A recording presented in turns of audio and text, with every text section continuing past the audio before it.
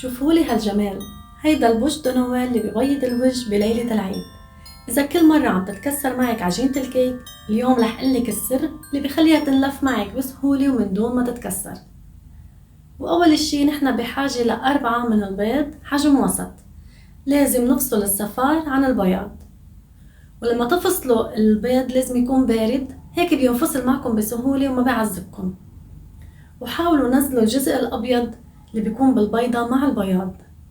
هيك أنا فصلت الصفار عن البياض. حطيت معلقة صغيرة من الفانيلا على الصفار، وعندي هون نصف كوب من السكر أو 100 جرام، أخدت منهم معلقة كبيرة حطيتهم مع الصفار وبخلطهم كتير منيح مع بعضهم لحتى يفتح معنا الصفار ويصير عنا بهيدا الشكل. شوفوا كيف اللون صار فاتح.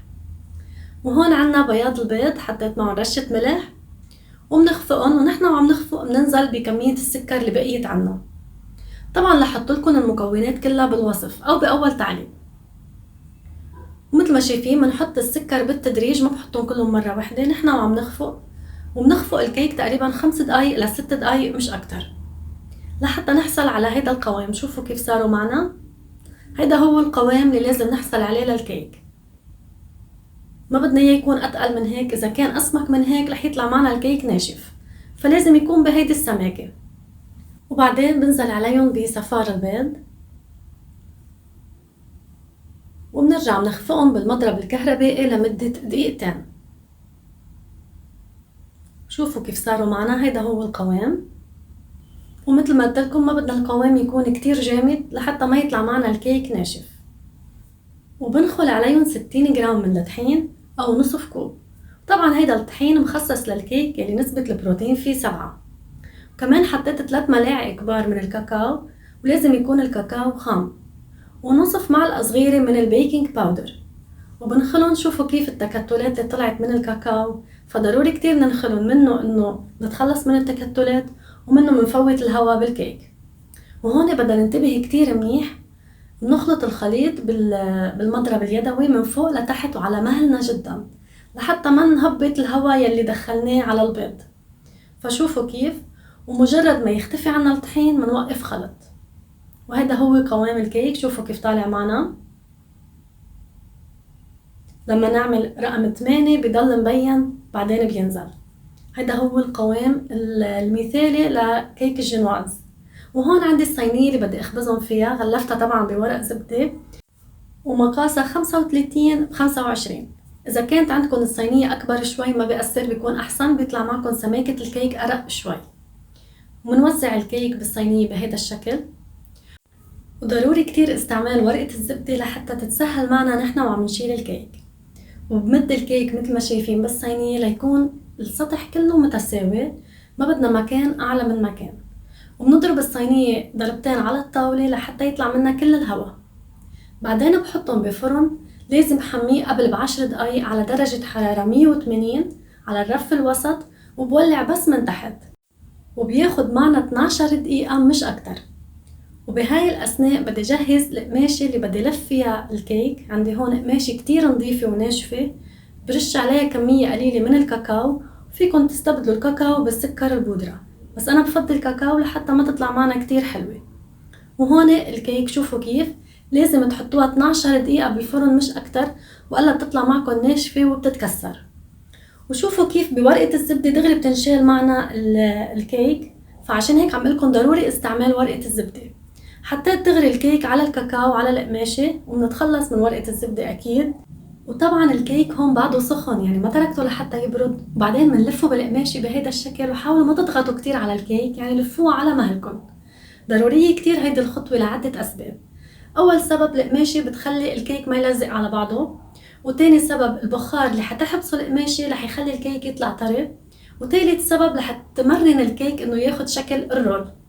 بخليها على جنب لحتى تبرد تماما. وبهاي الأثناء بدي جهز الجناش الاقتصادي اللي بدي غلف فيه الكيك. عندي هون ربع كوب من الحليب، ومعلقتين كبار من الكريم شانتيه، ومعلقة صغيرة من السكر البودرة. بخلطهم كتير منيح مع بعضهم لحتى يدوبوا تماما. بعدين بحطهم على نار متوسطة لحتى يغلوا، طبعا مع التقليب المستمر، ومننتبه كتير منيح لحتى ما يحترق الحليب. وبعدين بفضيهم على كوب من الدارك شوكولات أو الشوكولا الغامق المر، وبنخلطهم كتير منيح لحتى يدوب الشوكولا تماما.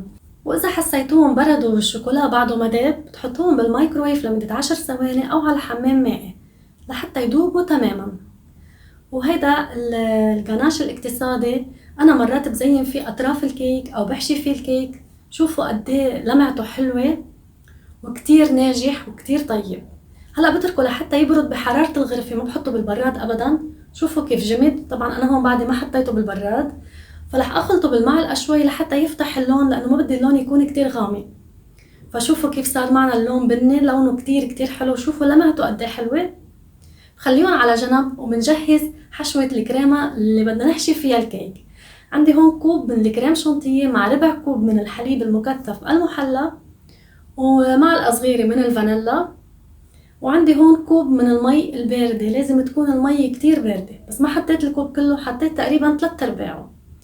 وبالمضرب الكهربائي أول شي بحركهم كتير منيح لحتى أضمن إنه الكريمة دابت، ما بدنا يكون في أي تكتلات. هيدي الطريقة بتخلي الكريمة تطلع مالسة وما فيها أي حبيبات. وبس شفت إنه الكريمة دابت تماما، منشغل المضرب ومدخفقهم لحتى نحصل على هيدا القوام. هيدا هو قوام الحشوة اللي بدنا نحشي فيها الجنواز.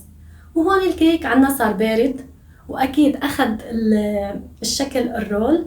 وشوفوا كيف أنا لفيته من المكان الصغير، فانتبهوا كتير منيح لهيدي التفاصيل.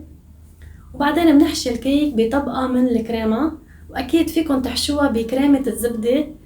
أنا عاملة فيديو قبل عن كريمة الزبدة السويسرية، لحطلكن الرابط بالوصف إذا بتحبوا. وحاولوا إنه ما تكتروا كتير كريمة لحتى ما تطلع لبرا وما تكون كتير قليلة.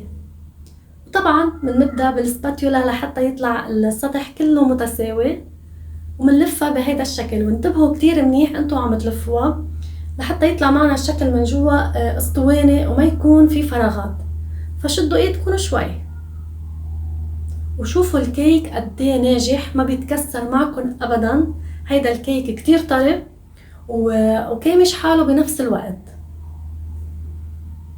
بعدين بحطه بصحن التقديم او على البورد اللي بدنا نشتغل فيه. شوفوا كيف حملته بايدي ما تكسر معنا ابدا. عن جد بنصحكم تجربوه، كتير ناجح. وهيدا الجناش الاقتصادي اللي جهزناه مع بعض، مثل ما قلت لكم لازم نخلطه شوي بايدنا من دون مضرب لحتى يفتح اللون شوي، لانه لونه كتير غامق. وحطيت كمية حلوة من الجناش على الكيك. حاولوا كتروا شوي لحتى يطلع معنا الزينة حلوة. وشوفوا كيف دغري بينمد معكم بسهولة، ما بيعذبكم. بالسباتيولا اكيد بنظبط له شكله. مثل ما قلت لكم انا حطيت الكميه كلها تقريبا اللي عملتها على هذا الكيك. وهلا بنزين ليطلع معنا شكل جذع الشجره اكيد بالشوكه. واذا كنتوا وصلتوا لهيدا الوقت بالفيديو وعجبتكم الوصفه وحبيتوها، ما تنسوا تدعموني بلايك وتشاركوا الفيديو مع اصحابكم ليوصل لاكبر عدد. واكتبوا لي اي شيء بالتعليقات لحتى اعرف انكم وصلتوا لهون. شوفوا كيف طلع معنا الشكل، شكله كتير حلو. وبعدين بحطه بالفريزر لمدة ساعتين أو بالبراد لمدة 4 ساعات لحتى يجمد معنا الجناش ويتقطع معنا بسهولة. وهون من بعد ما حطيناه بالبراد أو بالفريزر، شوفوا كيف الجناش صار جامد عنا. شلت هيدا الجزء اللي على الطرف، وفيكن تشلوه وفيكن تحطوه على جنب، بيطلع الشكل كتير حلو. وبعدين زينته بالتوت البري وأوراق من إكليل الجبل ونرشه سكر بودرة. وهيك بتكون أسهل وأفخم بوش دنويل لسنة 2025 صارت جاهزة. بتمنى تجربوها وتبعتولي صور تطبيقاتكم على الانستغرام. وإذا حبيتوا الوصفة ما تنسوا تعملولي لايك وتتركولي كومنت حلو. وبشوفكم بفيديو جديد إن شاء الله.